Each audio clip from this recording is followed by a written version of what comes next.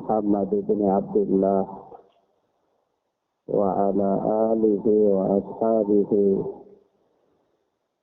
ومن يقوم بإحسان إلى يوم الدين. أما بعد، إخوان وأخوات عند الحديث dipakai ini. Ikhwan wa a'azzani Allah wa iyyakum. Kita lanjutkan pelajaran kita dengan kitab Bulughul Maram oleh Al-Hafidz Ibnu Hajar Asqalani rahimana wa rahimahullah.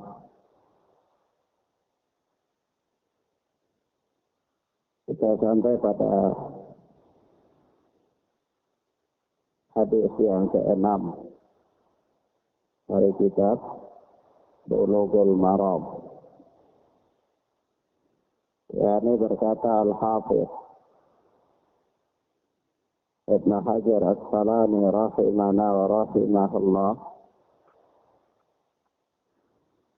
wa an Abi Hurairah radhiyallahu anhu qala, dan dari Abu Hurairah yang Allah telah meridainya, dia berkata, qala Rasulullah sallallahu alaihi wa alihi wasallam,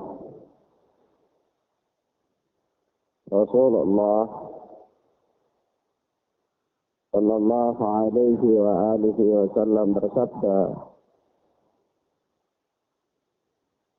la yaktasil ahadukum, janganlah salah seorang dari kalian mandi fil ma'id sa'in wa huwa junubun, di air yang tergenang sementara dia dalam keadaan janabah. Atau dengan kata lain, janganlah salah seorang dari kalian mandi janabah di dalam air yang tergenang. Akhrajahu Muslim. Hadis ini dikeluarkan oleh Al-Imam Muslim rahimana wa rahimahullah di dalam sahihnya. Kata Al-Hafidz, walil Bukhari, dan bagi Imam Bukhari, yakni dalam riwayat Bukhari, la yabulanna ahadukum fil ma'id da'in alladhi la yajri, janganlah sekali-kali salah seorang dari kalian kencing di air yang tergenang, yang tidak mengalir. Kencing dalam bak mandi atau di dalam kolam renang, yakni kencing di air yang tergenang, yang tidak mengalir. Thumma yaktasilu fihi, kemudian dia mandi padanya. Dia mandi adanya. Garis bawahi kata adanya. Kata Al-Hafidz, wali Muslim, dan bagi Imam Muslim, minhu, darinya. Jadi kalau dalam riwayat Muslim itu la yabulanna ahadukum fil ma'id sa'in alladzi la yajri thumma yaktasilu minhu. Janganlah sekali-kali salah seorang dari kalian kencing di air yang tergenang, yang tidak mengalir, kemudian dia mandi darinya. Ya, ada perbedaan mandi padanya dengan mandi darinya. Ya, ada kalimatnya ya. Nah, kalau dalam riwayat Bukhari dikatakan mandi padanya, kalau dalam riwayat Muslim dikatakan mandi darinya. Ya. Nah, wali Abi Daud dan bagi Imam Abu Daud kata Al-Hafidh, wala yaktasilu fihi minal janabah, dan jangan dia mandi padanya dari janabah, yaitu jangan dia mandi janabah padanya. Ada air yang tidak mengalir yang telah dia kencing itu. Ya. Ada ikhwan wa akhwat rahimani wa rahimakumullah. Pada hadis Abu Hurairah ini datang dengan beberapa lafaz, baik lafaz yang terdapat di dalam riwayat Muslim maupun di dalam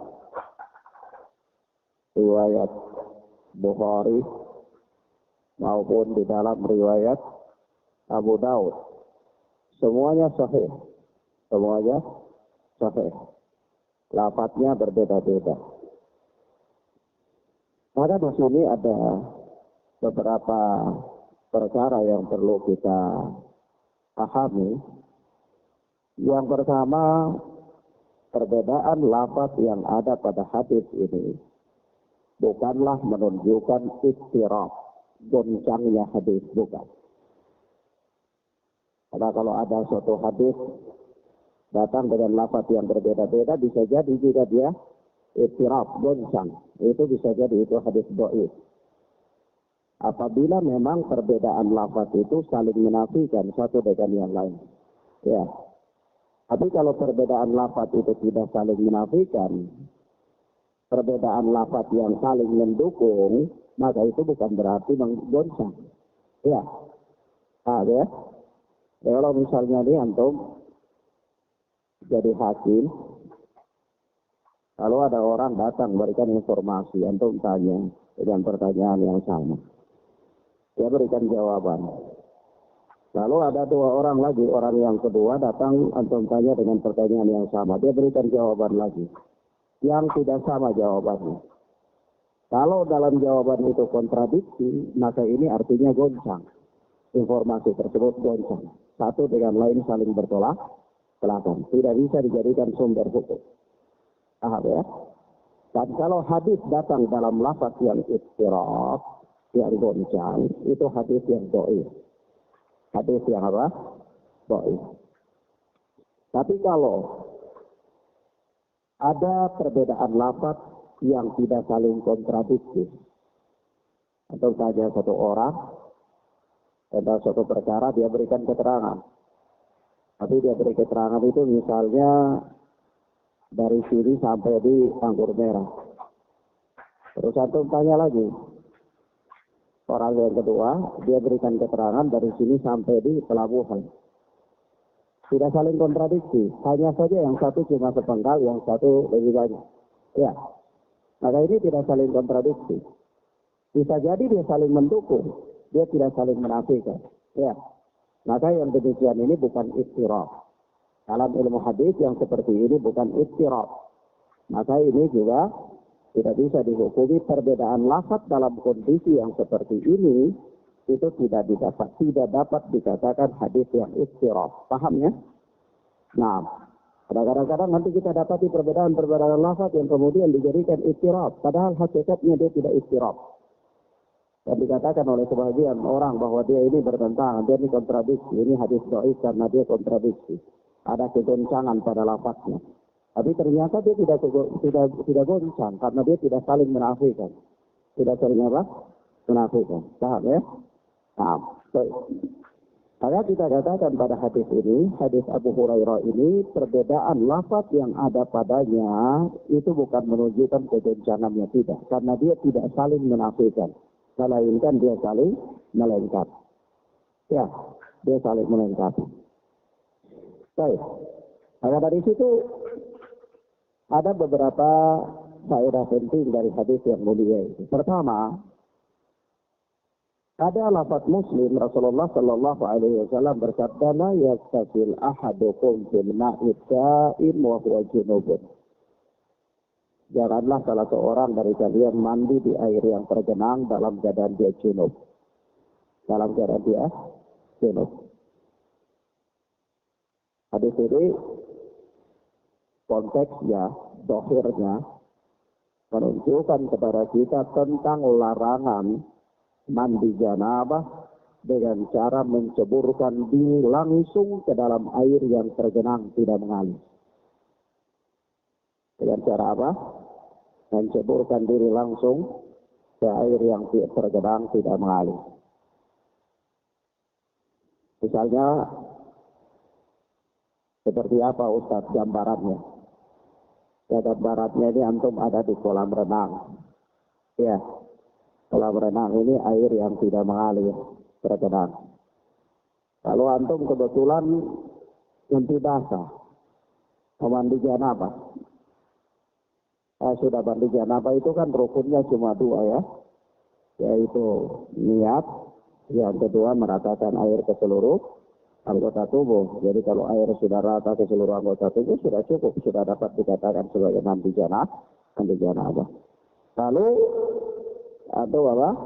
Karena rukunnya cuma dua, niat dan meratakan air ke seluruh tubuh, antum sudah berniat lalu lompat ke dalam kolam renang. Kalau orang ceburkan diri ke dalam kolam renang, otomatis seluruh tubuhnya akan merata dengan air. Ya.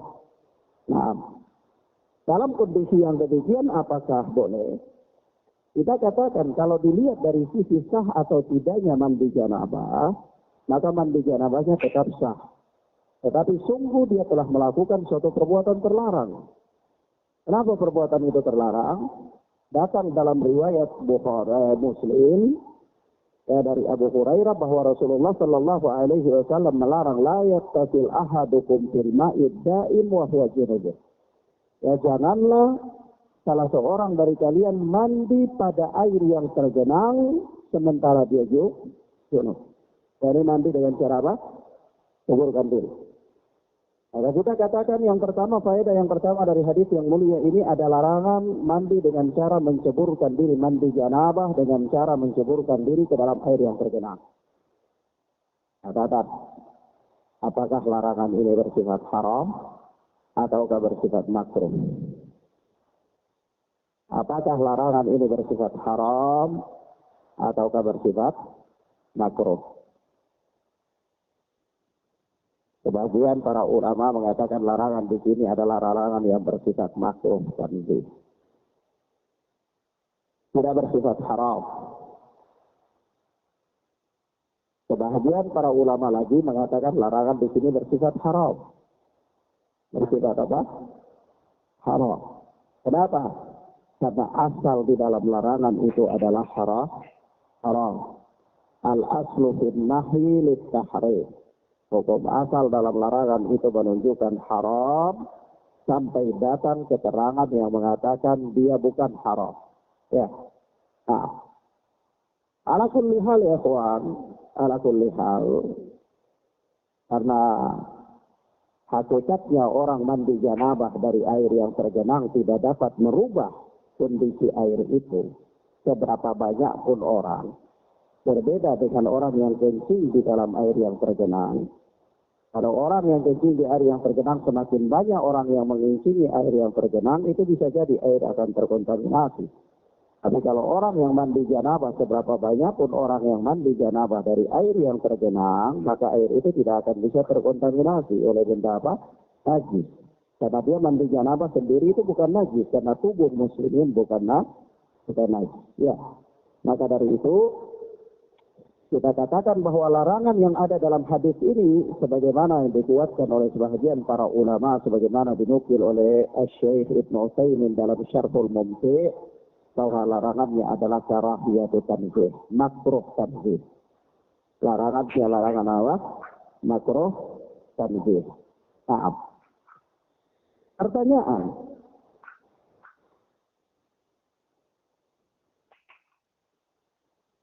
Ustaz, kalau begitu bagaimana caranya orang yang mau mandi janabah dari air yang tergenang?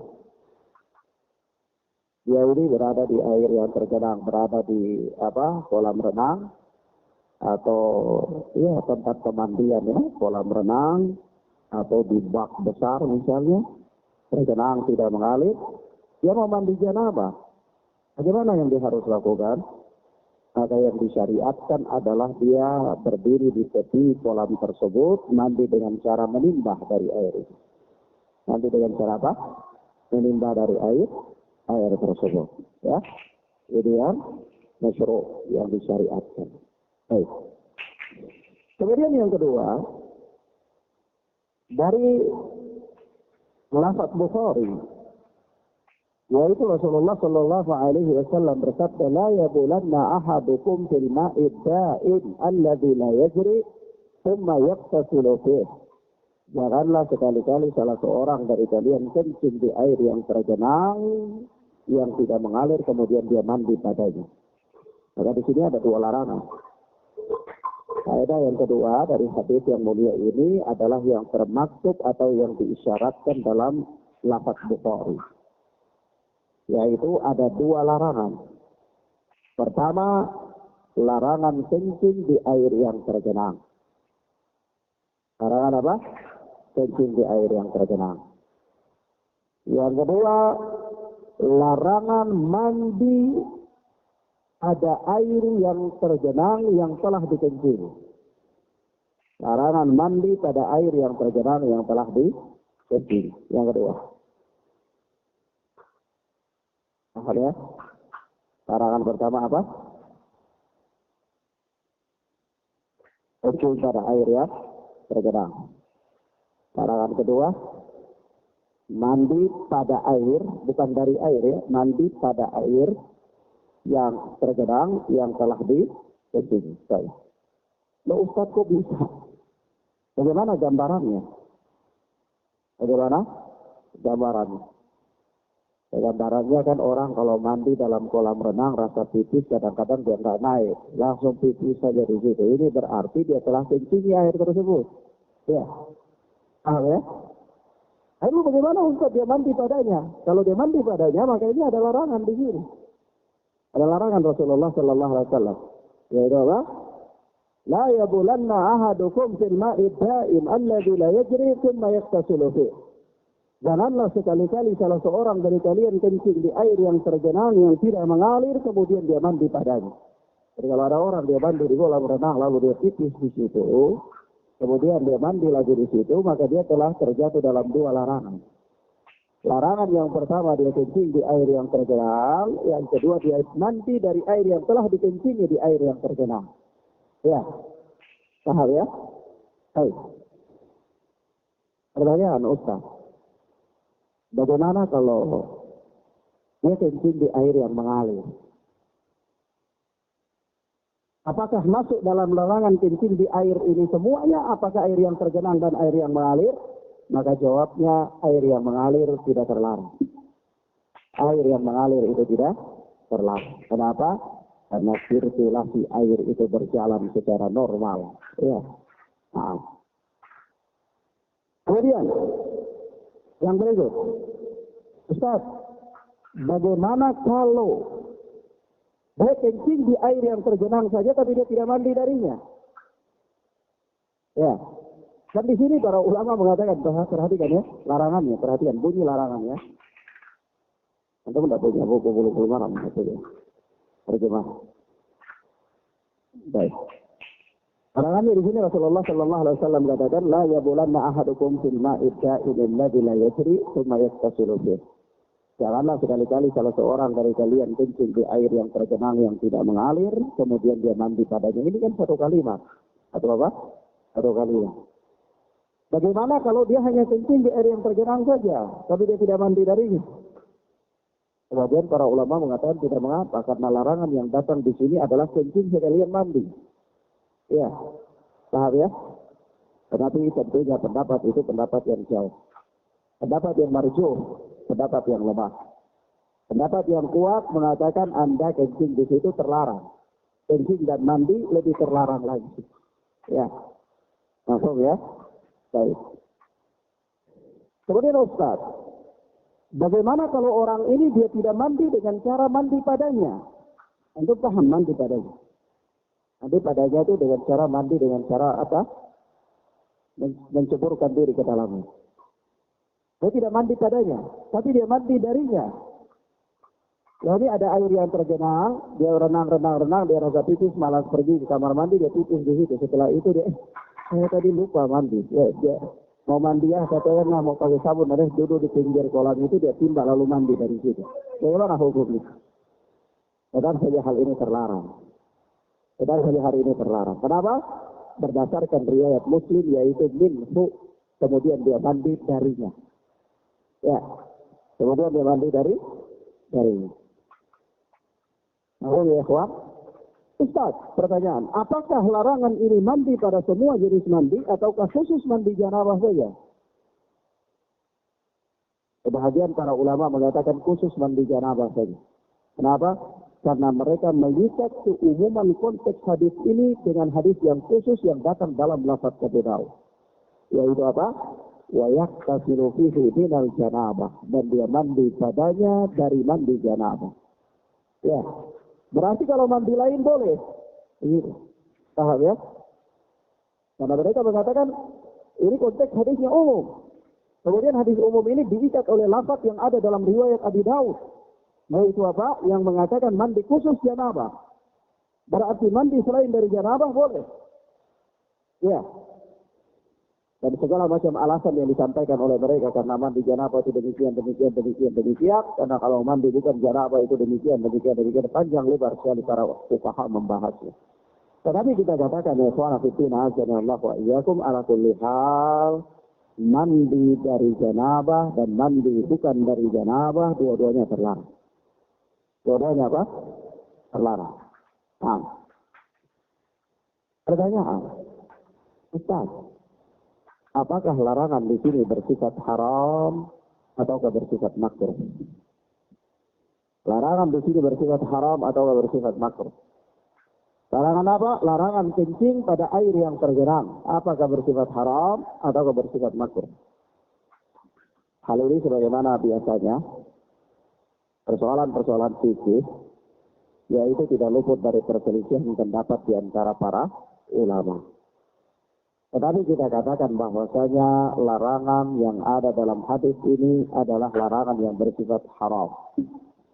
Inilah yang dikuatkan oleh Al-Imam At-Tahawi rahimana wa rahimahullah, seorang ulama dari kalangan mazhab Hanafi yang dinukil oleh Al-Hafidh Ibnu Hajar Asqalani dalam Fathul Bari. Kenapa haram? Bukankah kalau cuma satu orang kencing air itu tidak akan berubah? Kenapa sampai harus haram? Bukankah kalau cuma dua orang kencing di kolam renang yang ukurannya 40 kali 20 itu tidak bermasalah dengan kencing yang cuma 2 tetes? Ya, tidak mempengaruhi air itu. Lalu kenapa haram? Maka dikatakan larangan ini bersifat haram dalam rangka satu ad-dari'ah, menutup jalan untuk terjadi kemungkaran. Artinya, kalaulah perkara ini tidak dilarang, maka bisa jadi satu kampung datang kencing di situ. Nah, kalau satu kampung datang kencing di situ, otomatis air itu akan berubah menjadi najis karena dia terkontaminasi dengan kencing manusia. Iya, kencing manusia itu najis apa bukan? Najis. Kalau kencing sapi, kencing sapi najis atau bukan? Kencing sapi najis atau bukan? Bukan najis. Ya, bukan najis. Kalau tai ayam najis itu umum. Bukan najis. Nah. Baik. Wassalamualaikum warahmatullahi wabarakatuh. Kencing manusia itu apa? Najis. Kencing manusia najis. Kencing sapi bukan najis. Jadi kalau sapi 100 ekor kencing di satu air itu tidak bukan najis. Bukan apa?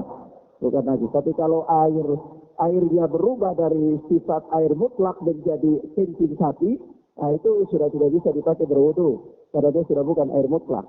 Ya, paham ya? Meskipun dia bukan air najis, Paham? Dia bukan air najis, tapi kalau dia sudah berubah dari air mutlak karena didominasi oleh kencing sapi, maka dia sudah tidak bisa lagi dipakai untuk berwudu karena dia keluar dari air mutlak. Seperti apa? Seperti kopi. Kalau kopi mendominasi air, maka air itu tetap suci. Tetapi apa? Air itu sudah keluar dari air mutlak, dia telah menjadi air kopi, maka dia tidak bisa lagi dipakai untuk bersuci. Tapi dia tetap air suci. Ya, paham ya? Nah. Baik, demikian akhwana fiddina azza Allah wa iyyakum. Berikut. Larangan ini bersifat haram dalam rangka satu as-syariah, menutup jalan untuk menuju kepada kemungkaran. Artinya kalau hal ini tidak dilarang, maka akan terjadi, bisa jadi satu kampung datang kencing di situ dan air ini bisa berubah karena kencing manusia. Ya, nah. Indahnya apa syariat Islam ini ya. Naam. Baik. Kemudian selanjutnya berkata Al-Hafidz. Sampai di sini antum paham faedah-faedah ini? Ya, ringkas saja. Mudah-mudahan antum paham ya. Bisa paham ya? Baik. Kemudian selanjutnya berkata Al-Hafidz Ibnu Hajar As-Asqalani rahimahana wa rahimahullah.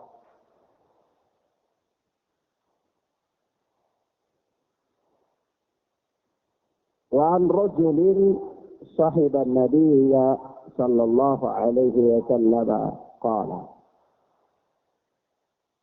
Dan dari seseorang yang pernah bersahabat dengan Nabi Shallallahu Alaihi Wasallam, dia berkata, ini sahabat ini tidak disebutkan siapa namanya ya, dari seseorang saja. Seseorang ini mubham. Ikhwan, di dalam menerima kabar, menerima informasi di dalam disiplin ilmu hadis itu sangat ketat. Jadi kalau orang datang kepada Anda dan mengatakan bahwa saya dengar dari seseorang, siapa orang itu? Seseorang saja, ini kabar tidak diterima. Kabar tidak apa? Tidak diterima. Apalagi saya dengar kabar dari seseorang, siapa? Peminum khamar, itu tidak diterima lagi. Saya dengar kabar dari seseorang, siapa? Tukang main togel, tidak diterima lagi. Kenapa? Karena memang syarat-syarat untuk menerima kabar dari di kalangan ulama ahlul hadis itu sangat ketat, harus terpenuhi syarat adalah keadilan. Orang itu adil. Iya. Harus adil dan thiqah. Bukan hanya adil, tapi dia juga harus thiqah. Karena kalau dia adil tidak thiqah, itu derajatnya bisa jatuh. Derajat kabarnya bisa jatuh, derajat hadisnya. Iya. Jadi kadang-kadang kita, saya dengar informasi dari fulan, Padahal apa? Mubham, semuanya mubham. Fulan itu siapa? Mubham. Ya. Dan apa Allah Subhanahu wa taala mengatakan, "Idza ja'akum fasiqun binaba'in fatabayyanu." Kalau datang kepada kalian kabar dari orang fasik, maka apa? Fatabayyanu. Kenapa tidak diterima? Karena mubham, apalagi fasik. Ya. Nah, apa itu fasik? Fasik itu perbuatan yang seseorang melakukan sebuah dosa secara terus-menerus langgeng. Nah, itu fasik. Orang fasik. Karena dia yang meninggalkan sholat terus-menerus, fasik sudah. Beritanya nggak bisa dipercaya. Orang yang main judi terus-menerus, nggak bisa dipercaya beritanya. Ya. Hatta itu di kalangan ulama ahli hadis, hatta kabar yang dia sampaikan benar itu tidak dipakai. Tidak dipakai oleh ulama ahlul hadis. Nanti mereka cari kabar dari orang yang thiqah. Lalu kabarnya itu hanya sekedar sebagai pendukung saja. Tidak bisa dijadikan sebagai kabar yang inti, tidak bisa. Paham ya? Maka di sini mubham. Sahabat ini mubham. An rajulin sahiban Nabi sallallahu alaihi wasallam wa radhiyallahu anhu qala. Dari seseorang yang pernah bersahabat dengan Nabi sallallahu alaihi wasallam wa radhiyallahu anhu. Seseorang ini siapa? Mubham, tidak diketahui. Tetapi apakah hadis ini adalah hadis yang dhaif?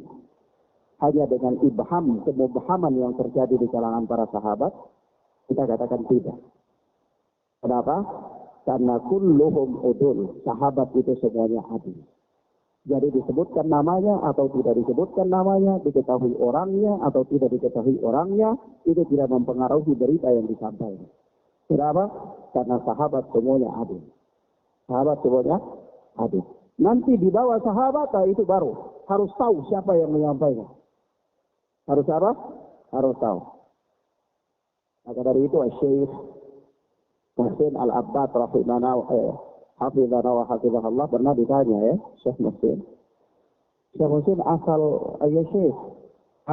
dari orang yang menyampaikan berita itu apa? Hukumnya apa? Apakah dia thiqah?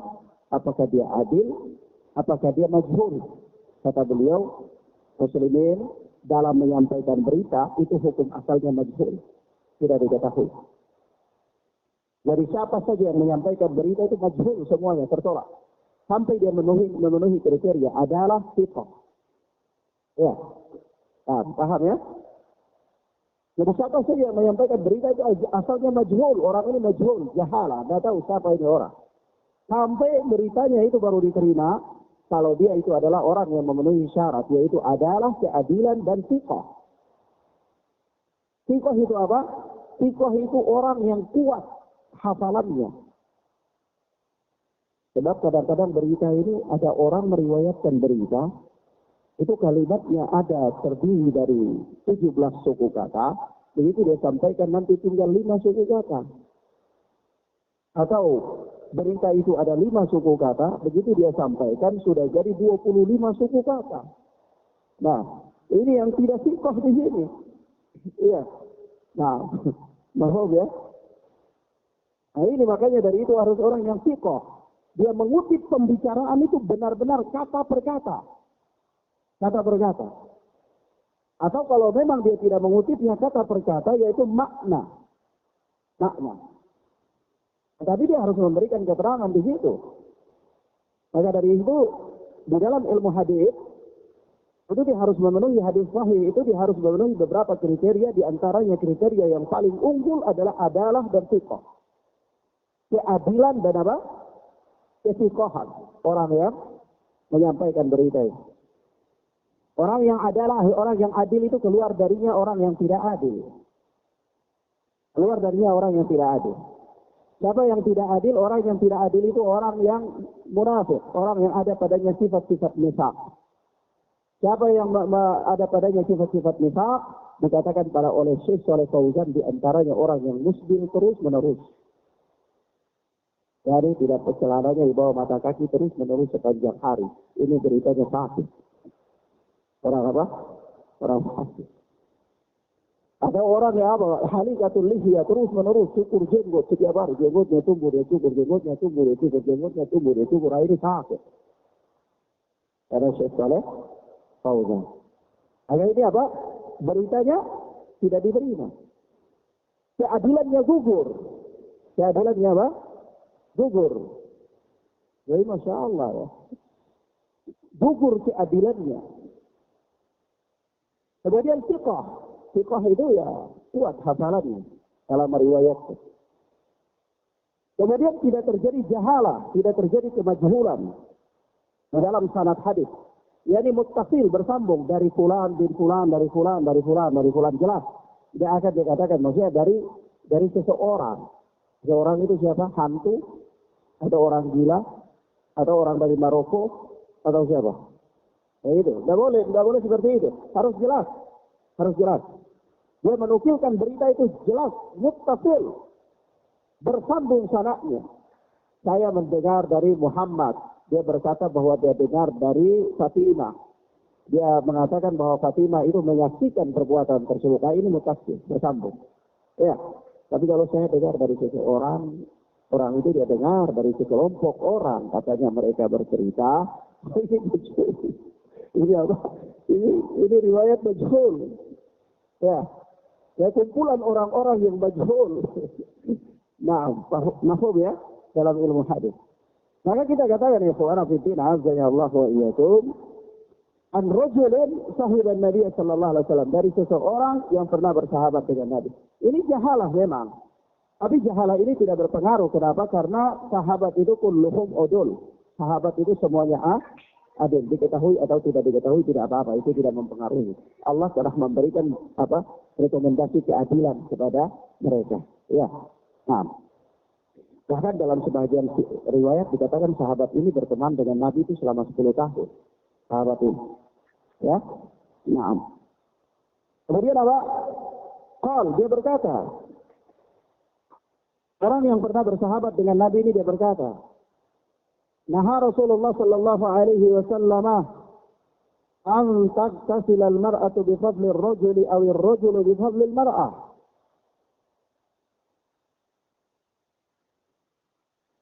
Rasulullah sallallahu alaihi wasallam melarang an taghtasil al-mar'atu bi fadli ar-rajul. Seorang wanita mandi janabah dengan bekas mandi janabah seorang lelaki.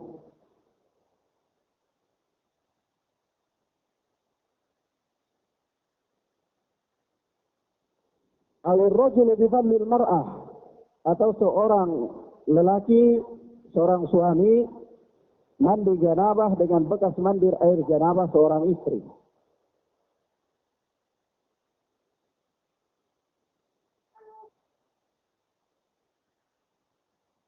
Di sini ada perbedaan lafaz ya. Tidak ada buku terjemahan ya. Dalam sebahagian lafaz ini dikatakan begini.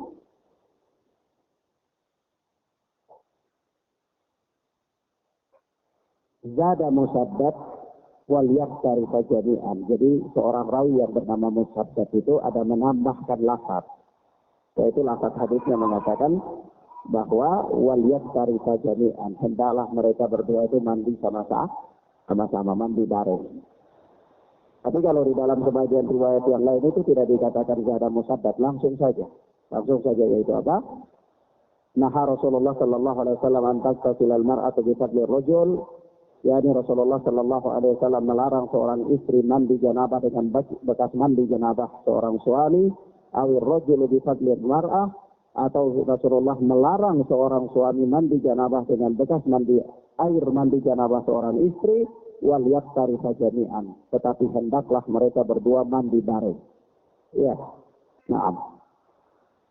Pak Guru kalau dengar mandi bareng ini ya Masya Allah ya, dan bisa praktek. Ya.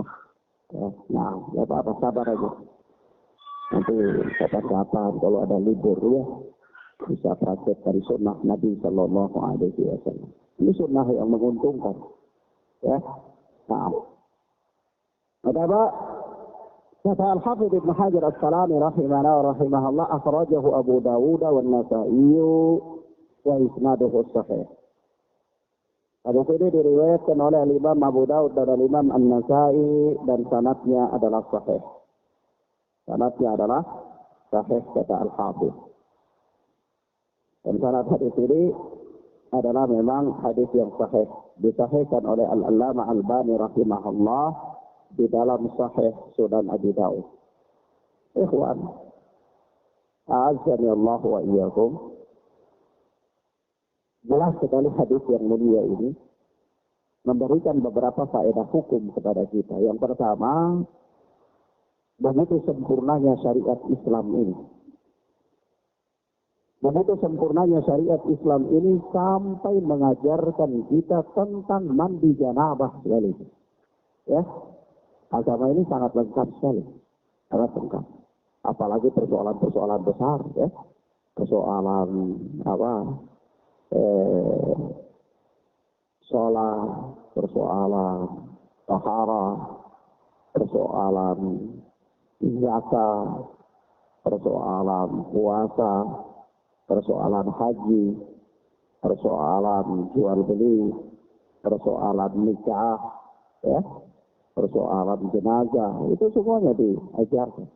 Persoalan yang paling kecil mandi janabah saja, ya, diajarkan dalam Islam, dan Islam memberikan perhatian khusus. Perhatian apa? Khusus. Menunjukkan kepada kita tentang betapa sempurna dan lengkapnya syariat Islam. Yang kedua, faedah yang kedua dari hadis yang mulia ini, Islam adalah agama yang mengajarkan sejumlah adab yang terpuji. adab yang terpuji. Baik itu adab seseorang dengan Allah, adab seseorang dengan Nabi, adab seseorang dengan para ulama, orang-orang alim, guru-guru mereka, adab seseorang dengan orang lain sesama muslimin, adab seseorang dengan tetangga, adab seseorang dengan keluarganya, muasyarah, anak istrinya, adab seseorang dengan hewan, dan seterusnya. Ya. Nah, ala kulli hal, Islam adalah agama yang mengajarkan adab yang tinggi. Nah, Ustaz, adab apa yang dimaksudkan di sini? Adab dalam mandi diajarkan antara suami dan istri. Suami mandinya tuh harus jangan begini ya. Istri mandinya tuh jangan begini ya. Jangan, tidak boleh pakai air sisa mandinya istri. Istri tidak boleh pakai air sisa mandinya suami dan seterusnya. Ini adab. Ini apa? Ini adab. Nah. Kemudian yang berikut, hadis yang mulia ini memberikan pelajaran kepada kita bahwa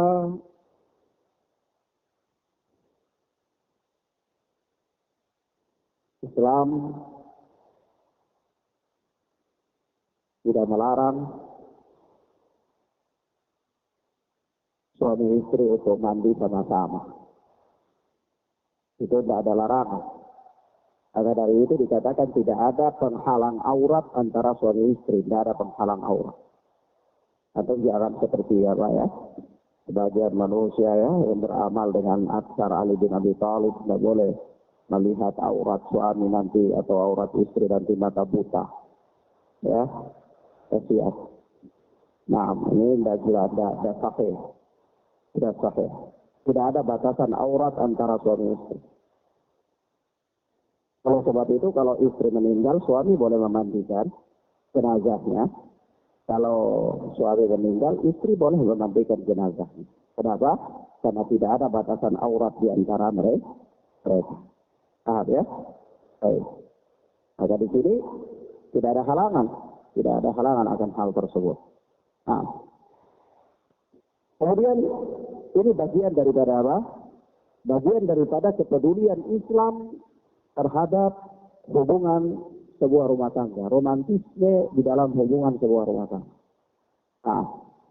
Tetapi tentu ini kalau kamar mandinya terlalu sempit, tidak bisa. Kamar mandinya sempit, orangnya gemuk-gemuk besar, tidak bisa. Suaminya gemuk besar, istrinya gemuk besar, tidak bisa mandi bareng dalam kamar mandi yang sempit. Ya, sesak. Maka dari itu apa? Jadi sunnah ini diterapkan juga harus lihat kondisi. Ya, harus lihat apa? Kondisi. Nah, kemudian apa ikhwan fillah Allah yang berikut dari hadis yang mulia ini, bahwa ada larangan mandi janabah dengan bekas mandi seorang istri atau sebaliknya. Nah,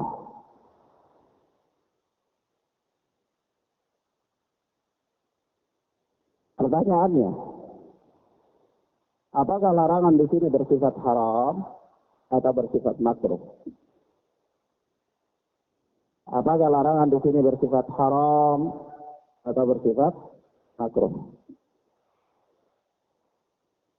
Maka kita katakan sebagaimana layaknya persoalan-persoalan fikih tidak luput dari khilaf pendapat di antara para ulama.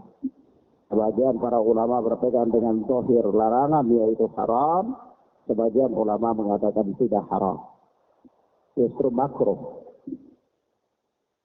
Sebagian yang mengatakan haram, mereka berpegang dengan hukum asal larangan, yaitu Nabi Shallallahu Alaihi Wasallam melarang.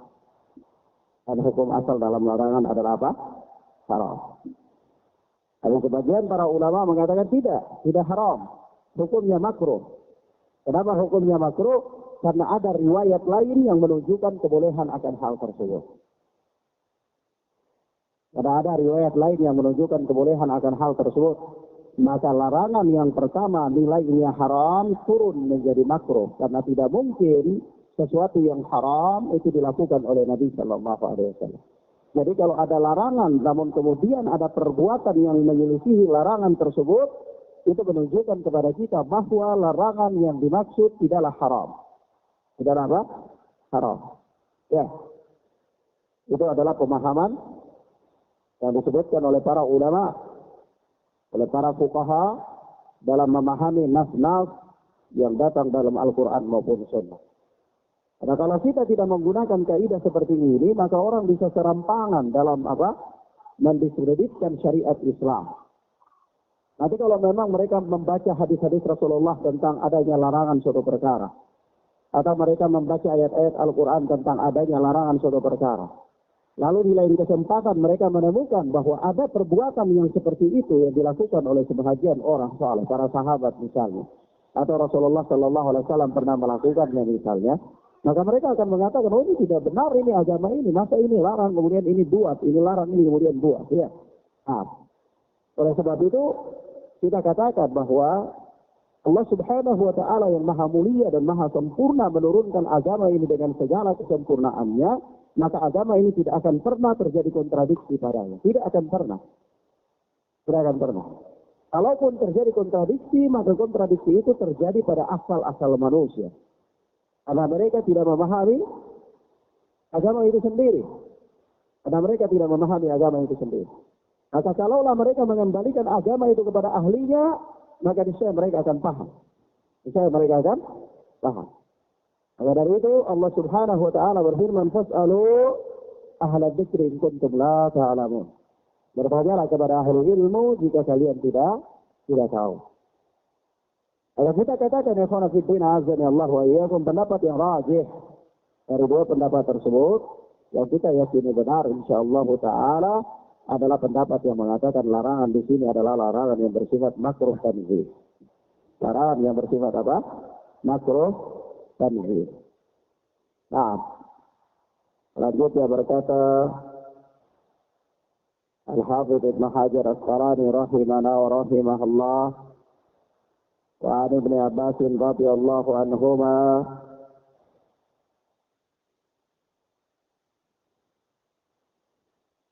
dan dari Ibnu Abbas yang Allah telah meridai beliau dan bapaknya. Anna Nabi sallallahu alaihi wasallam kana yattasilu bi fadli Maimunah radhiyallahu anha. Ibnu Abbas berkata bahwa suatu ketika Rasulullah Shallallahu Alaihi Wasallam mandi janabah dengan bekas mandi janabah istri beliau yang bernama Maimunah radhiyallahu taala anha. Maimunah radhiyallahu taala anha. Nah, baik. Jadi Maimunah radhiyallahu taala anha ini istri Rasulullah yang dinikahi oleh Rasulullah dalam safar ya, dalam safar. Dan masya Allah ya. Kisah pernikahan Rasulullah dengan Maimunah ini itu pada Umrah Qadha. Pada Umrah Qadha di tahun 7 Hijriah. Itu cuma Rasulullah Shallallahu Alaihi Wasallam masuk kota Makkah. Maimunah ini radhiyallahu taala anha ini bibinya Ibnu Abbas ya, dari pihak ibu.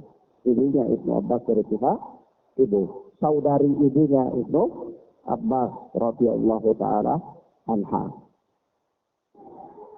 Begitu, dan dia seorang janda. Istri Rasulullah yang gadis itu satu saja. Apa? Aisyah radhiyallahu taala anha. Maaf. Apa Maimunah ini menikah dengan Rasulullah lalu masuk di kota Makkah, tapi waktu itu musyrikin Makkah memberikan batasan waktu sehingga tidak bisa lama dalam kota Makkah. Maka Rasulullah Shallallahu Alaihi Wasallam waktu itu berniat bahkan menawarkan supaya kalau bisa orang-orang musyrikin Makkah memberikan kesempatan kepada Rasulullah supaya beliau melangsungkan malam pengantinnya di dalam kota Makkah dan beliau bersedia untuk membayar. Tidak apa-apa asal beliau bisa melangsungkan malam pengantinnya di dalam kota Makkah. Tetapi apa? Orang-orang musyrikin Makkah sendiri tidak membiarkan itu. Mereka tidak mengizinkan. Akhirnya Rasulullah keluar dari kota Makkah. Ada berapa mil dari luar kota Makkah. Di tenda itulah Rasulullah Shallallahu Alaihi Wasallam di suatu daerah yang namanya Sif. Disitulah Rasulullah Shallallahu Alaihi Wasallam melangsungkan malam pernikahannya, malam pertamanya, malam pengantinnya. Dan di tempat itulah Maimunah radhiyallahu taala anha berwasiat kalau dia wafat dia dimakamkan di situ. Ya. Nah, dan memang Masya Allah ya, romantis kehidupan rumah tangga Rasulullah Sallallahu Alaihi Wasallam. Tapi bukan berarti rumah tangga Rasulullah itu rumah tangga yang tidak ada permasalahan, bukan. Karena Rasulullah manusia biasa, istri-istri beliau juga manusia biasa. Rasulullah bukan malaikat, menikah juga bukan dengan malaikat. Kalau malaikat ya tidak ada problem, tentu tidak ada problem.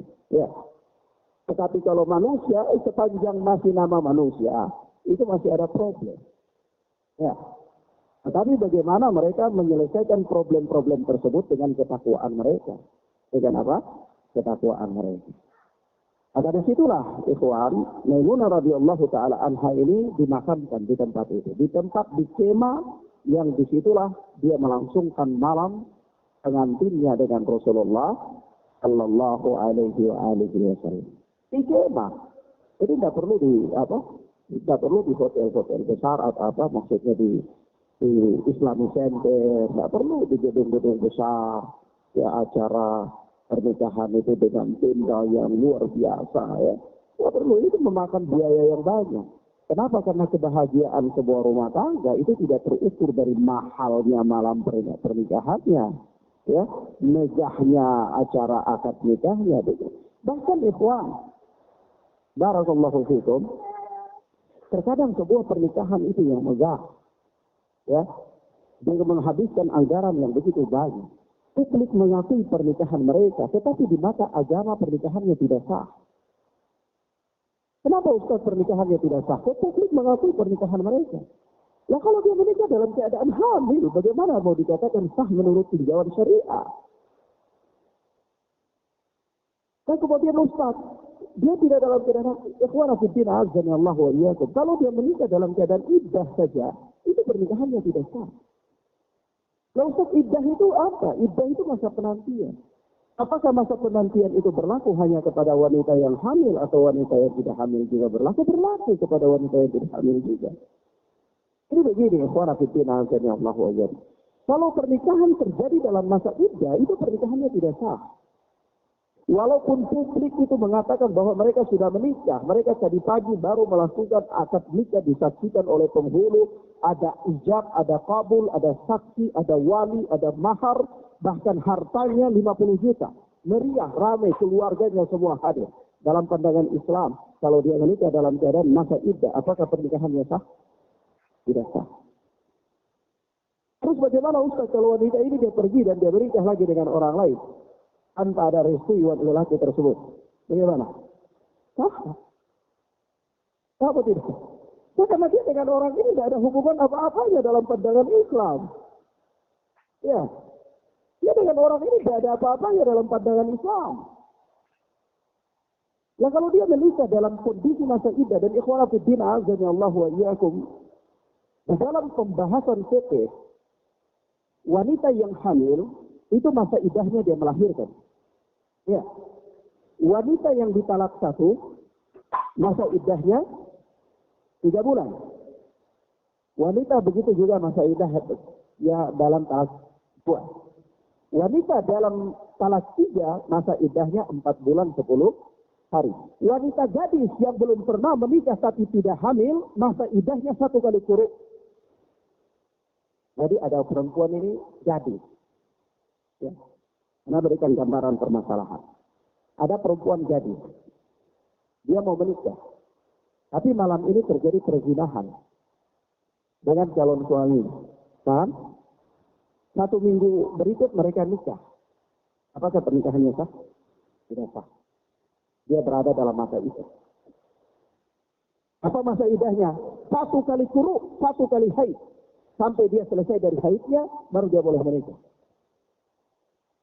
Paham ya, Ustaz? Paham ya? Nah ini permasalahan riskan. Publik bisa mengatakan iya, tetapi agama syariat mengatakan tidak. Atau misal, terjadi pernikahan antara antum, seseorang menikah.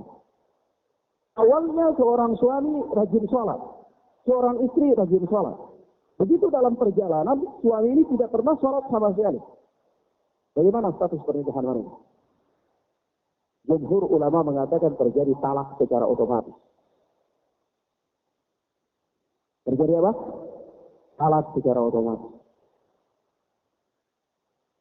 Kenapa? Karena jumhur ulama mengatakan bahwa orang yang meninggalkan sholat bilkulliyah riddah, murtad.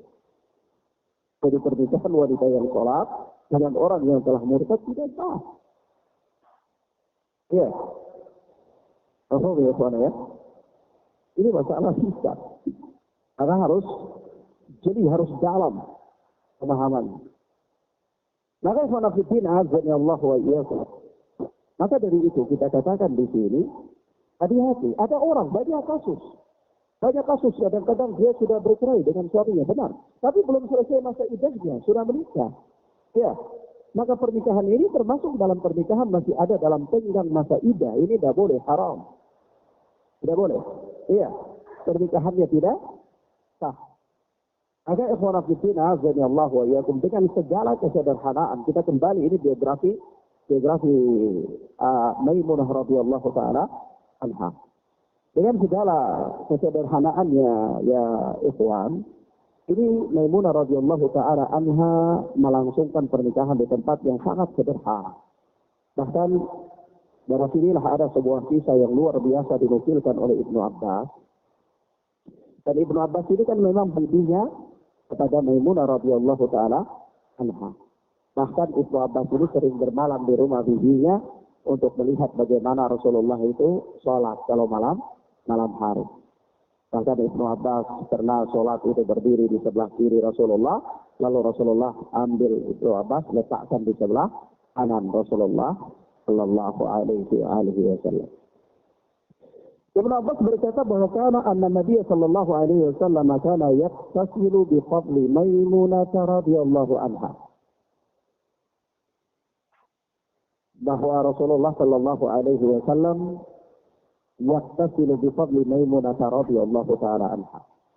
Mandi, suatu ketika pernah mandi dengan bekas mandi janabahnya Maimunah radhiyallahu taala anha. Akhrajahu Muslim. Hadis ini diriwayatkan oleh Al-Imam Muslim rahimahullah dalam sahihnya. Maka kita katakan ya ikhwan, riwayat Ibnu Abbas ini adalah merupakan keterangan yang menurunkan derajat larangan haram di atas menjadi derajatnya makruh tanzih. Ya. Bahwa apa? Mandi dengan bekas mandi janabah suami atau istri ini makruh tanzih. Kenapa? Karena Rasulullah melakukan hal tersebut. Jadi larangannya itu bukan bersifat haram. Bukan bersifat haram. Ya. Nah. Karena kalau haram, tidak mungkin Rasulullah sallallahu alaihi wasallam melakukan sesuatu yang haram. Tidak mungkin. Kemudian berkata Al-Hafidh wali ashabi sunan. Dan bagi penulis kitab sunan, yakni Sunan Abu Daud, Sunan Tirmidzi, Sunan Nasai, Sunan Ibnu Majah, ini penulis kitab sunan, yakni Abu Daud, Tirmidzi, Nasai itu Ibnu Majah. Wali ashabi sunan, dan bagi penulis kitab sunan, yaitu disebutkan iktasara ba'du azwajin Nabi sallallahu alaihi wasallam fi jafnatin. Sebahagian istri-istri Rasulullah sallallahu alaihi wasallam pernah mandi dari satu jafnah. Satu jafnah itu bak yang terbuat dari kayu. Kalau zaman ini kan bak itu nanti dibuat dari semen, tapi dulu itu kayu besar dipahat dari tempat taruh air ke bak, itu namanya jafnah. Namanya apa? Jafnah. Jadi sebahagian istri-istri Nabi sallallahu alaihi wasallam pernah mandi dari air yang tertampung di sebuah jafnah, sebuah bak. Faja'a liyaqtasila minha, maka Nabi datang lalu Nabi mandi dari air tersebut.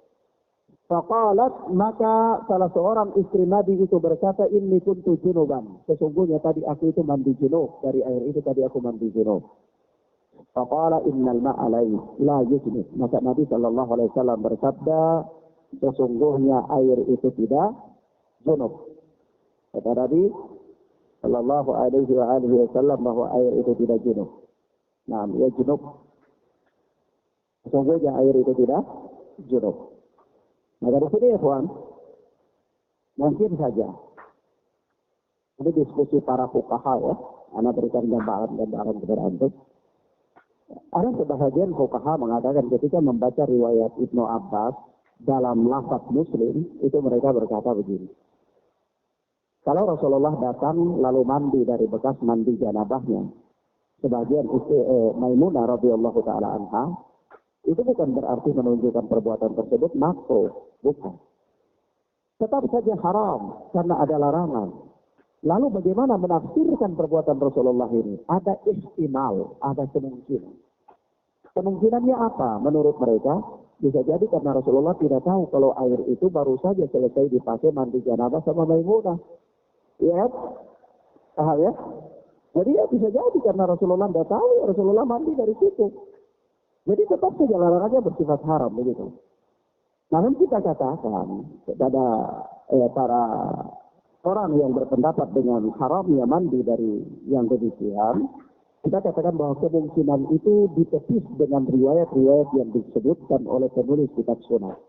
Yaitu apa?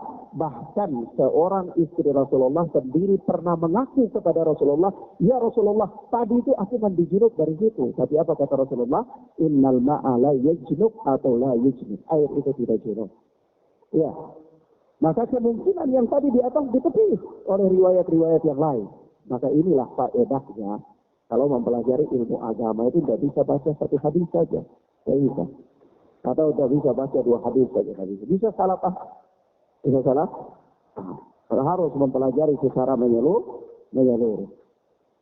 Maka dari itu Allah Subhanahu Wa Taala berfirman, Ya ayyuhalladzina amanu dukhulu fis silmi kaffah. Hai orang-orang yang beriman, masuklah kalian ke dalam Islam itu secara kafah, secara keseluruhan. Jadi amalkan agama itu secara keseluruhan. Jangan pilih-pilih sebagian-sebagian karena itu bisa jadi menyimpang.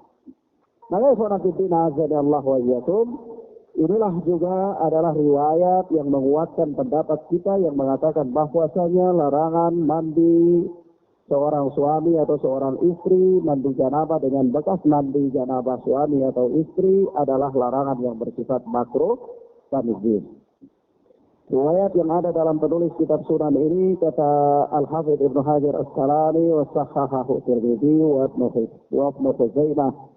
Hadis ini diriwayatkan oleh Al-Imam Tirmidzi dan disahihkan oleh Al-Imam Ibnu Khuzaimah rahimana wa rahimahallahu taala. Baik. Kemudian akhwanafiddina azanillah wa iyyakum, ini beberapa hal yang perlu kita sampaikan atau yang bisa kita sampaikan pada kesempatan yang mubarakah ini. Mudah-mudahan bermanfaat bagi kita insyaallah taala.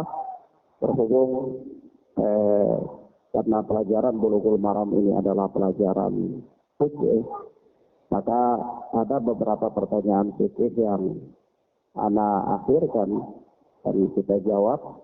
Karena memang diminta untuk dijawab di kajian yang pertanyaan itu masuk lewat WhatsApp untuk anak, WA. Ini sebenarnya banyak pertanyaan yang tadi kita pilih saja. Ada 6 pertanyaan dan pertanyaan ini juga pertanyaan-pertanyaan fikih. Dan insyaallah ta'ala kita akan merutinkan untuk menjawab pertanyaan-pertanyaan fikih di kajian kitab Bulughul Maram. Kalau Anda punya pertanyaan fikih bisa tulis, sampaikan di sini, insya Allah kita baca dan kita jawab. Ya, nah, dari 6 pertanyaan, Anda pilih 3 saja, baca jawabannya. Pertanyaan yang pertama dari hamba Allah, ya, dia berkata, Assalamualaikum warahmatullahi wabarakatuh. Ustaz, waalaikumsalam warahmatullahi wabarakatuh. Naam, wa maghfiratun. Saya mau bertanya, apa pentingnya kita mempelajari ilmu agama? Nah, baik, barakallahu fikum. Jawabannya, mempelajari ilmu agama itu adalah suatu perkara yang sangat penting. Karena beberapa perkara. Perkara yang pertama, mempelajari ilmu agama itu adalah kewajiban. Sehingga seorang yang meninggalkannya itu berarti dia meninggalkan kewajiban. Karena Rasulullah sallallahu alaihi wasallam bersabda, "Talabul ilmi fardhatun 'ala kulli muslim." Mempelajari ilmu agama itu wajib bagi setiap muslim. Kemudian yang kedua, mempelajari ilmu agama itu sama sekali bukan supaya disebut sebagai ustaz, bukan juga supaya untuk mendapatkan hal-hal yang bersifat kenikmatan dunia, tetapi mempelajari ilmu agama itu supaya seseorang bisa mengenal Rabb-nya, bisa mengenal Allah. Karena jika tidak dengan mempelajari ilmu agama, dia tidak bisa mengenal siapa Rabbnya. Yang ketiga, di antara hal penting dari mempelajari ilmu agama adalah agar seseorang itu mengerti bagaimana dia bisa beribadah kepada Allah Subhanahu wa taala dengan benar. Karena kalau orang beribadah kepada Allah tanpa ilmu, nyaris ibadahnya itu tidak benar.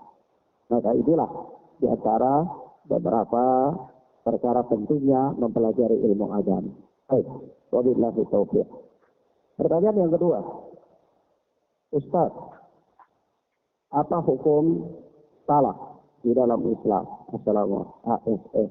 Assalamualaikum ya. Sebenarnya menulis salam dengan singkat itu perkara yang kurang bagus ya.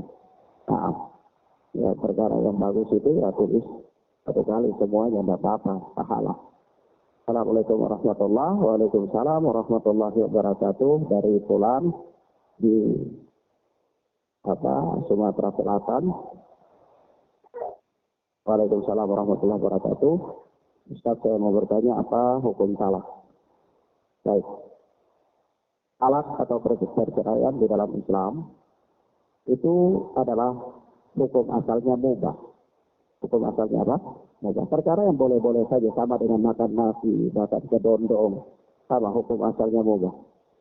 Tetapi kemudian ikhwan fillah azanillahu wa iyyakum, talak itu kalau dilihat daripada kondisi, maka dia bisa haram, dia bisa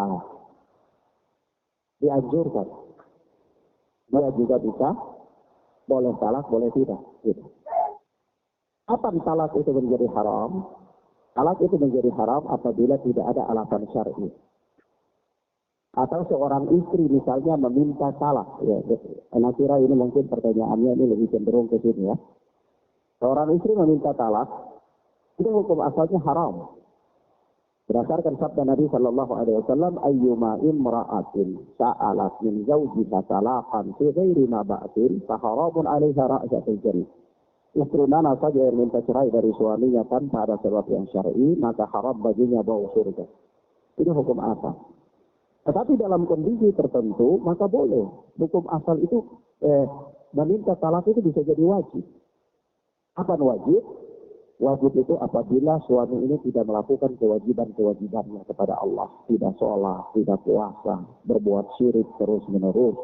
Ya, maka ketika sang istri hidup dengan orang yang demikian dan tidak mampu untuk menasihatinya, maka wajib untuk dia berpisah dari orang yang demikian. Kemudian yang ketiga, talak itu bisa sunnah, bisa dianjurkan. Dianjurkan untuk meminta talak atau melakukan talak. Kapan itu terjadi? Hal itu terjadi apabila seorang istri tidak lagi mampu memenuhi kebutuhannya kepada suami, memenuhi kebutuhan suami. Misalnya karena ada suatu perkara penting ya di dalam kehidupan rumah tangga mereka, sehingga sang istri itu mengalami sebuah depresi atau dilema, lalu dia tidak bisa melangsungkan kewajiban-kewajiban. Lalu dia tidak bisa urus suaminya lagi, pokoknya sudah tidak mau dia dan seterusnya. Lalu kalau misalnya tetap bertahan, hal itu akan membuat kemudaratan pada dirinya, maka para ulama mengatakan yang demikian ini disunnahkan bagi dia untuk menebus dirinya dari suaminya dengan melakukan apa? Suluh. Ya. Nah, dari anak kira insyaallah taala bagi penanya bisa dengar kajian kita, kajian Bulughul Maram juga di kitab nikah, pas ini bab talak itu ada di sana, anak sebutkan sebab-sebab ya. Baik. Pertanyaan yang berapa ini? Wabillahi taufiq. Pertanyaan yang ketiga. Assalamualaikum warahmatullahi wabarakatuh. Waalaikumsalam warahmatullahi wabarakatuh. Dari Fulana di Balikpapan, Ustaz, saya mau bertanya. Naam. Kapan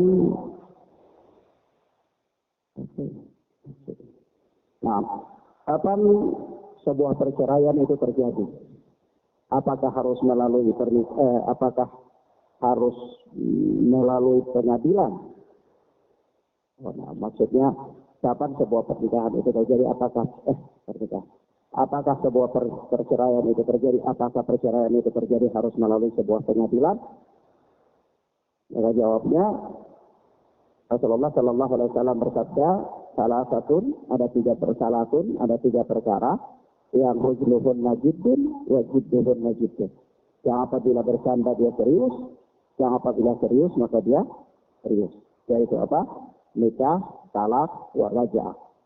Yaitu nikah, perceraian dan rujuk. Ya, kembali. Jadi talak 1, talak 2 belum selesai masa iddah, kembali. Kalau sudah selesai masa iddah, boleh kembali itu harus nikah ulang. Tapi kalau wanita mau, tapi kalau wanita tidak mau, tidak harus dipaksakan.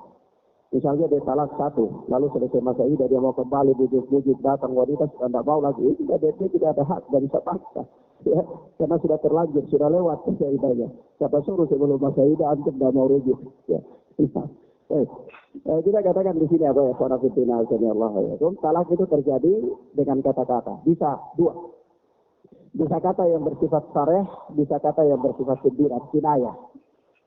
Kata yang bersifat sareh itu misalnya seseorang berkata kepada istrinya, saya ceraikan engkau. Atau dia cerita-cerita dengan teman, lalu temannya tanya, mana istri? Dia bilang, saya sudah cerai istri saya. Ini talak. Jatuh talak. Itu talak. Tapi kalau atau dia SMS istrinya, ini malawang, sudah saya ceraikan kau. Nah, itu talak. Itu kata-kata yang sareh. Paham ya? Walaupun dia cerita dengan orang, lalu tanya, mana istrimu? Ya, saya sudah cerai dia. Oh, itu juga jatuh talak. Walaupun tidak di hadapan istrinya, paham ya? Tidak harus di hadapan istrinya. Ini sudah dikatakan jatuh talak.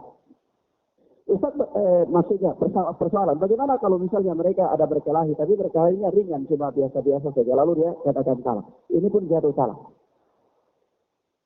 Tidak jatuh talak itu kalau berkelahi yang sampai laki-laki itu hilang akal. Kayak orang mabuk, lalu dia menjatuhkan talak, maka ini tidak terhitung. Karena tidak dihitung orang yang hilang akalnya. Tapi kalau hanya sekedar berkelahi biasa-biasa, ringan-ringan, lalu mengatakan talak, maka itu jatuh talak. Saya bercanda saja Ustaz. Oh, tidak ada. Dalam urusan talak tidak ada bercanda. Jangan. Nanti bisa menyesal nanti. Ya. Nanti kalau sudah jatuh talak sampai 3 kali, mau balik, tidak bisa kan menyesal kan dia. Ya. Nah. Maka apa? Subhanallah, Allah wa yang kedua, talak itu bisa jatuh dengan kinayah, sindiran. Kalau sindiran ini kembali kepada niat suami. Misalnya suami katakan begini, pulanglah ke rumahmu. Pulanglah ke rumahmu. Tapi ini kan sindiran. Bisa multitafsir ini. Pulang ke rumah ini apa? Sebagai hukuman atau memang karena talak? Ini sindiran. Bagaimana untuk memvonis apakah ini talak atau bukan? Kembali kepada niat suami. Kalau suami mengatakan pulanglah ke rumahmu dengan niat untuk mentalak, maka jatuhlah talak. Tapi kalau suami katakan pulanglah ke rumahmu, niatnya untuk dia sudah gartak biasa sebagian kalau dia malawak, nah ini tidak jatuh talak. Paham ya? Ini sindiran. Paham ya, Pak ya? Baik. Untuk masalah yang terakhir ini, apakah talak itu harus melalui pengadilan? Jawabnya tidak. Jawabnya tidak. Ya, pengadilan itu cuma legalitas saja. Ya. Orang bisa terjadi talak itu, jatuh talak itu, ya bisa begini orang sudah bercerai. Walaupun ada ikhwan, Masya Allah ya, kasus beberapa tahun yang lalu, hampir 10 lah. Kurang lebih di tahun-tahun 2010 atau 2011, kurang lebih itu. Ada orang, ikhwan, waktu itu di Jakarta sana, itu dengan istri biasa, cerita. Ya sudah tidak dalam keadaan ini bercanda atau gimana, bergurau ya dia talak istrinya di tempat itu. Setelah selesai itu bingung, telepon menangis-nangis, Ustaz, gimana dia ada punya problem. Karena bisa talak istri anak, tapi anak cuma main-main Ustaz. Ya, tidak bisa. Kalau misalnya ada Rasulullah masih hidup, ya bisa tanya barangkali ada keringanan untuk antum. Barangkali ada keringanan untuk anda, tapi karena ini hukum ini sudah pasti dan tidak ada keringanan. Ya dia menangis tengah waktu. No, tapi memang itulah syariat. Ya. Nah, maka untuk si penanya kita katakan bahwa perceraian itu bisa terjadi atau talak itu bisa terjadi, tidak harus melalui pengadilan. Ada kadang-kadang orang pengadilan belum urus. Ya, tetapi secara hukum mereka sudah bercerai. Dan kalau secara hukum sudah bercerai ini tidak boleh lagi. Tidak bisa beralasan, tidak apa-apa kami nggak masalah karena masih tunggu hasil pengadilan. Tidak bisa, itu tidak boleh. Ya, aku biasa ya. Baik, barakallahu fikum. Saya kira tenaga bisa memahami dan dari pertanyaan yang anak hari ini tiga saja yang bisa anak jawab. Sebenarnya ini ada pertanyaannya banyak, tapi anak bisa jawab tiga. Mudah-mudahan pada kesempatan lain ya di kajian Bulughul Maram insyaallah taala kita jawab lagi pertanyaan-pertanyaan fikih insyaallah taala. Hadanallahu wa iyyakum wa barakallahu fikum. Hadanallahu wa iyyakum wa barakallahu fikum. Allahumma yassir lana wa la tu'assir alaina. Allahumma barik lana fima a'tait. Allahumma arinal haqqa haqqan warzuqna ittiba'ah wa arinal batila batilan warzuqna ijtinabah. Allahumma aslih ahwalana wa ahwalal muslimina fi kulli makan. Allahumma aslih ahwalana wa ahwalal muslimina fi kulli makan. Allahumma nusurna wa nusur Islam wal muslimin. Allahumma inna nas'aluka al-huda wa tuqa wal afaq wal ghina. Allahumma ya muqallibal qulub tsabbit qalbi ala dinik. Ya musarrifal qulub ya muqallibal qulub tsabbit qulubana ala dinik.